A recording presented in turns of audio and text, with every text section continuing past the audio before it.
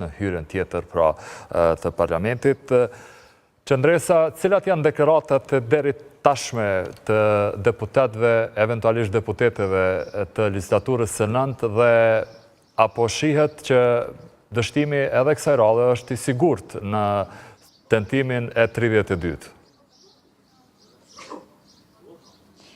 Atër ndryshe nga kryeministri në detyrë Albin Kurti, i cili, siç e thatë edhe ju, që Legurigoj nuk po flet, po vazhdon të mbajë heshtjen në lidhje me idetë të zgjidhjen dhe çfarë mund të bëhet për ta konstituar kuvendin, meqense është sa të fiks 2 muaj prej tentativës së parë për ta konstituar këtë, meqense ka nisur qysh me 15 prill. Janë duke vepruar deputetët e tjerë, qoftë edhe televizet e vendosit, të cilët po vazhdojnë që të japin deklarimet e tyre, megjithse janë të ngjashme në qëndrime dhe të pak a shumë të njëjta edhe në formilimin e në pritshmëritë e tyre, pra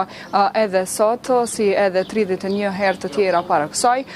pritshmëritë janë që të përfundojë pa ndonjë rezultat dhe pa zgjedhjen qoftë kryeparlamentarit, qoftë edhe të nënkryetarëve të kuvendit. Janë pikërisht deputetët siç është Arber Rexha i Lëvizjes Vetëvendosje, i cili deklaroi se në fakt pritshmëritë e tyre nuk kanë qenë që do të zgjasë kaq shumë, por që për ta është e habitshme që në fakt partitë deri tash opozitare nuk po bashkëpunojnë dhe nuk po japin votën e tyre pro zgjedhjes propozimit të tyre, dhe në fakt tash meqense kemi 10 herë duke tentuar që të kalojmë në një votim të fshehtë, tashmë për ta është vetëm çështje procedurale që të kalohet si proces që më pas edhe të procedohet edhe me propozimin e emrit, megjithse janë të sigurt se emri do të jetë i njëjtë, që do të jetë pra emri i Albolina Haxhiut. E pikërisht është Haxhiu, e cila hyri po ashtu nga kjo hyrje dhe që e pyetur në rast se din ose e parashikon se kur do të jetë fundi i këtyre seancave të nisura thashë 2 muaja, e tha se varet nga opozita, ashtu siç ka thënë edhe çdo herë tjetër, kështu duke përfunduar me kaq edhe fjalinë e saj dhe duke hyrë në kuvend kështu për të bërë gati edhe për seancën plenare që është e 32-ta me radhë në tentim për ta bërë kuvendin me zot shtëpi, nëse mund ta themi kështu figurativisht, derisa është deputetja prej Aleancës së Ardhmërisë së Kosovës, zonja Time Kadriu, e cila po ashtu deklarua këtu para mediave. Ajo tha se nuk e ka quar në mend si deputete që është në disa mandate e radhazi, nuk e ka quar në mend se mund të shkojë kaq gjatë në kaq shumë tentime për ta konstituar kuvendin, derisa tha se ka pritshmëri që mbase prej kësaj situate mund të